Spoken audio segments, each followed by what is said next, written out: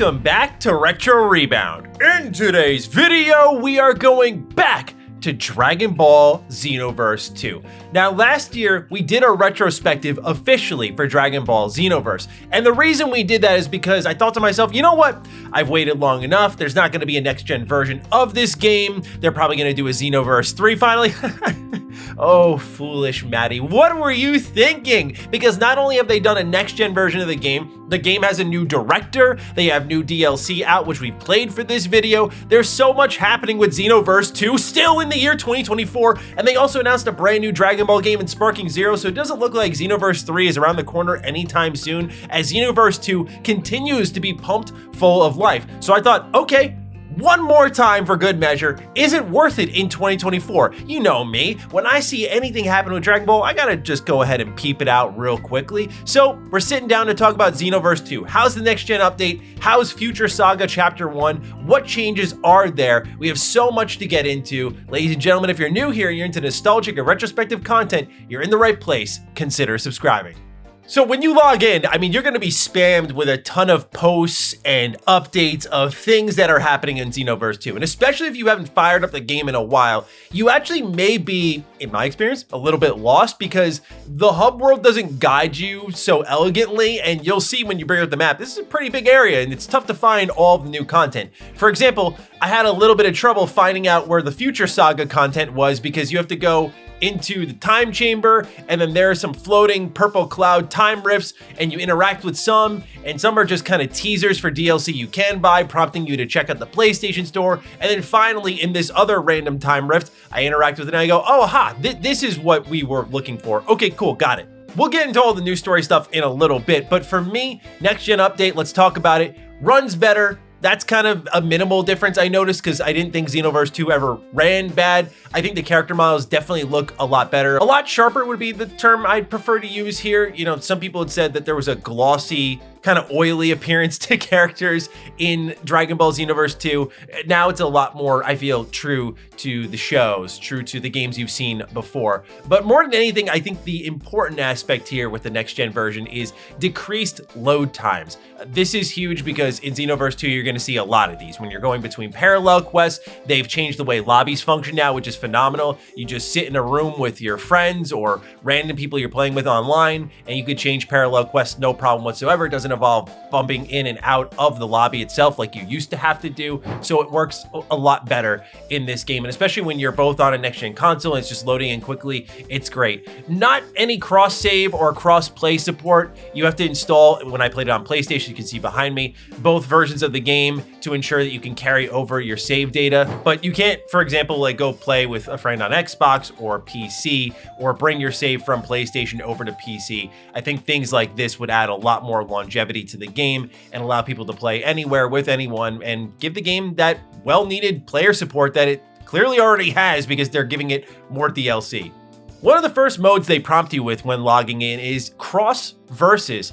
I really love this idea because it's pretty much turning Xenoverse 2 into a very mild MOBA-like experience. So you queue up with a bunch of other players and you are dropped into a map. Everyone is level 1, and as you beat up characters in the map, complete different objectives, you're going to level up gradually. Now, these objectives on the map aren't going to require really any level of thought whatsoever, like destroy a rock, pick up this item. It's very, very simple, very bare bones. But as you go through, you level up. This means that new players and veteran players can be on the same playing field. As you progress and do all of these different objectives and kill all these enemies, you're gonna gain points, and whoever has the most points wins at the end. At one point, you will unlock a boss, which I think of like a Titan, for example, in Smite, which is one of my favorite MOBAs. So you go in there, I had to fight Beast Gohan by myself because my team wasn't coming through to help your boy out, and so I got destroyed in there. But nonetheless, you wanna level up as quickly as possible, get in there, fight the boss, beat them up, and win the game. And so I just thought this is a really fun way of rethinking what Xenoverse can be in some manner.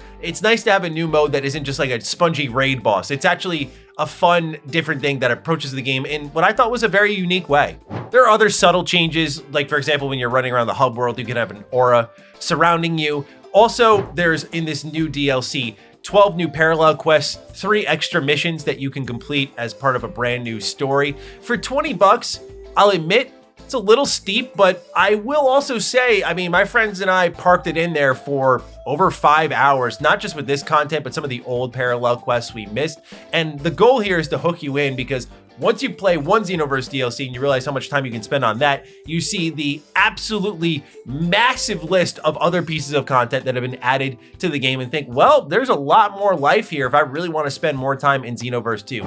As per usual with all these new missions, you're going to get new loot, new equipables, new skills you can utilize. Like one of them is I think called Final Rampage. It's a Vegeta super attack and it is awesome. Some of the new characters are also unlocked with this DLC, so you can play as Broly Unrestrained, you can play as supervillain Vegeta, you can play as supervillain Goku Black, you can play as Videl from Dragon Ball Super, you get Android 18 from Dragon Ball Super, and I just love how much Dragon Ball Super this game is getting. I always loved Dragon Ball Z Kakarot, but I want to see Dragon Ball Super get its time in the spotlight with like a fully produced game focusing just on the Super arc, but to see a little bit more super focus, as it's always been with a lot of the current DLC for Xenoverse 2 being pumped in here. It's some really great stuff. This was really my first true exposure to continuous voice work from Johnny Young Bosch as Broly. A lot of the story in some of the early parallel quests are him talking, and you hear him in various pieces of Dragon Ball media already, but for continuous sentences, this is a more menacing, cold-hearted take on Broly that I really love. Like, I love how they wrote Broly in this game, and that's not something I've ever really complimented Xenoverse 2 forever. It's always been the gameplay loop, the loot, the customization, all that fun stuff that we already know about, but I love the way they wrote Broly in here. Like, he is just hell-bent on killing everyone. And I thought some of the imagination and the pseudo stories behind these parallel quests were really cool. Like, he's trying to hunt down Kakarot and you fight every Goku-like character. Like, you fight Goku Black, you fight Turles, you fight all these characters that look like Goku but aren't Goku. And I just found that absolutely hilarious. There's another parallel quest that legitimately got me and my friends laughing out loud. It's where Captain Ginyu has taken over Zamasu's body. And I just thought, this is such a good idea. There's a lot of moments in these new parallel quests where the ideas are fun and refreshing, and I can't say with the other DLC that I've personally played, I really experienced that feeling. So this was really nice to see that the imagination was still alive and cooking. I also like that they let you play some of these parallel quests kind of from the villain standpoint of things, like helping Broly kill Goku and all these other people and destroy Earth. Like, your first parallel quest is helping Broly destroy Earth. I love that they've just embraced this whole villain side of things with the parallel quest, because that's the whole point of Xenoverse, is seeing these alternate timelines, these alternate outcomes, these secret cutscenes that just they bury under hidden objectives and absolutely cook. I just love that about this game, and so to see them leaning into that more was really nice. They also added dual ultimate attacks. I don't know how new this is, but I played it last year, signed in now for the first time since that video, and found there was a new tutorial with Roshi with this dual attack thing. Anyway, I want to talk about it because it's awesome. So for those who have not played Xenoverse 2, you can find different masters throughout the world, and as you train under them, like if I train under Raditz, I'll earn his moves. I train under Nappa, I'll learn his moves. Vegeta, I'll learn his moves, and so on and so forth. So you just cycle through all these characters, doing missions with them, unlocking their moves. But what happens is then you can assign them as a partner, and when you assign them as a partner, now what you can do here is trigger dual ultimate attacks, where you can just hop in and do some sick moves where, like, I had a double Kamehameha with Goku and the screen splits down the middle and shows my character and Goku. Like, that is absolutely awesome stuff, man. So they're adding new meaningful mechanics as well, which I was pleasantly surprised by, because for me, Xenoverse 2 has kind of been the same rinse and repeat, square, square, square, triangle, triangle, triangle, some sort of Ki Blast super repeat. Even teensy tiny little wrinkles like this are fantastic in my opinion. So I love that they've added some new gameplay elements on top of everything. One thing that is forever bothered me with Xenoverse 2, and I'm pretty sure I mentioned in our last video, I'm gonna say it again, is the soundtrack in this game is great and it should be heard. And what's funny is they have the audacity to sell anime music packs that you can spend real hard-earned money on. And some people say, well, that's the player's choice. But the reality is that I'll be like in a fight, and even if you just listen for yourself, the music just fades in and out constantly. I'll be in the fight, music plays, get punched away, fades out. It's like the music trigger is tied to the character you're fighting, so anytime you're not near them, the music isn't playing. I'm pretty sure it was this way in Xenoverse 1. It's still this way in Xenoverse 2, and I'm not gonna sugarcoat it. It's awful. It's awful because the music's great and it's feeling so janky in the worst way possible when the music in the game's just not even staying. Like, that's the one thing Dragon Ball is known for, is this bombastic music that's going hard during every single fight. And this game is so famous for just the music fading out constantly. And that would just be a bug that's annoying unto its own, or a design issue that's annoying unto its own. You add on top of that, you sell the music. You sell the music too. So yeah, the DLC is very crazy for Xenoverse 2 with content, and that's good. That's okay in my book. Do what you gotta do. If people wanna support it, I'm supporting it, go for it. The music stuff, when the music doesn't really work as intended, is strange to me. So this story is 3 missions. I'm gonna go light on the details for that, if you don't mind, just because ultimately, I don't want to spoil anything too hard for you here if you end up spending 20 bucks on it, but it's a handful of new missions, and basically Few is showing back up in this brand new cutscene, and he is swaying Broly to his side, and he's going to be using Broly in a way that I found very interesting, and I will just kind of leave it at that, because as you've seen in the trailers, like, Broly can kind of go to a new level of Super Saiyan that's pretty awesome. I mean, it's that imagination, that spark that made Xenoverse so popular, made it so fun to play. Even as someone who kind of got burnt out on Xenoverse 2, because I really love Xenoverse 1. That came at the perfect time where a lot of us were asking for something new in Dragon Ball. I thought the story in Xenoverse 1 was also better, but just the concept of it. You had Mira and Toa and these brand new villains. You had this new concept of messing with the timeline that you already knew. Like, it was brilliant. And Xenoverse 2 was more of the same thing. So for many people, that was really good. I equate it to sort of what I experienced with Attack on Titan, where I played Attack on Titan 1 and adored it, sunk so many hours into it. Attack on Titan 2 rolls around, and especially with Final Battle in tow, this is a phenomenal anime game, one of the best anime games ever, but playing it right after Attack on Titan 1, it's like, oh, this is just more of the same, and you don't appreciate it as much. Same thing kind of goes for Xenoverse 2, and I think now if you spend a lot of time away from it, maybe you were like me, you got a little burnt out on it or something, it's a pretty good time to come back. The reality is this: many of us have held out going, hey, I'm just gonna wait for Xenoverse 3.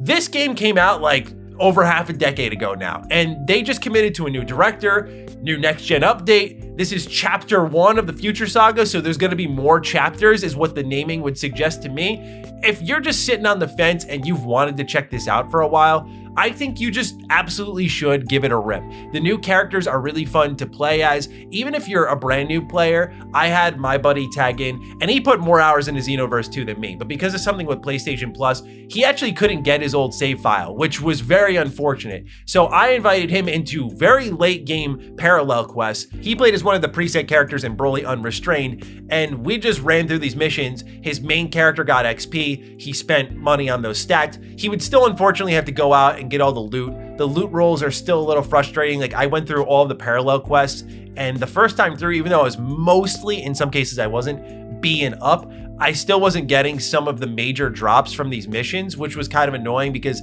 Xenoverse just forces you to rerun these missions constantly to get more loot, when I like how when I played in 2023, that really wasn't a problem. So this new stuff, I think they want you to rerun and try to get a higher grade to get all of this new content that they've added in. Back to my original point though, my friend hopped in, played these missions with me, leveled up his character that way. I mean, power leveled his character. Like, I mean, after the first mission, he was in the level 30s. So I say all that to communicate to you that even if you're a brand new player, you lost a save file or something like that, you want to jump into this stuff. Like me, I was a high level already. So I was able to bring him in, kind of protect him, but also as just a preset character with really good stats, he was totally fine to just run around, fight all of these enemies off, and actually contribute to the success of the mission. So yes, if you are a newcomer, I think you can still have fun with this. If you've never played Xenoverse 2 before, what are you waiting for? I mean, it's a great time sink.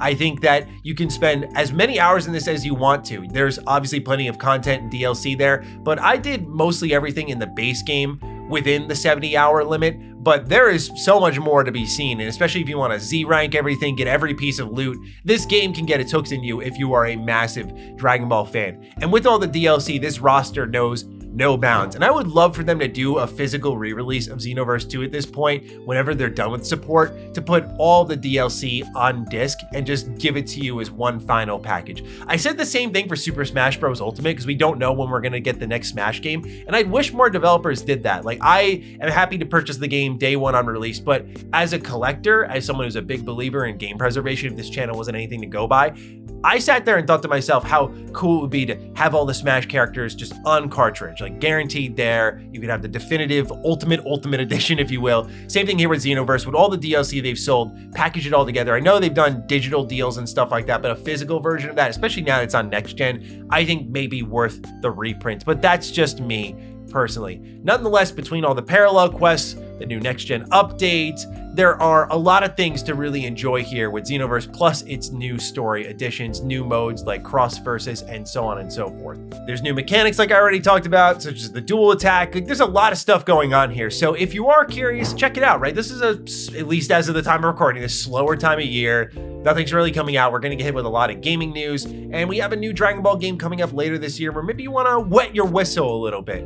Of course, we aren't gonna do the complete box experience for this because this is more of like a re-review of the game, where last year it was a retrospective, and so we sat down and went through it all. So if you wanna see any of that, you can check out our 2023 rendition of our Xenoverse 2 video. Anyway, ladies and gentlemen, thank you so much for sitting down with me. Have you been playing Xenoverse 2? Have you tried out the new DLC? Let me know down below. Other than that, I hope you take excellent care of yourselves, and I will see you in the next Retro Rebound. Peace out.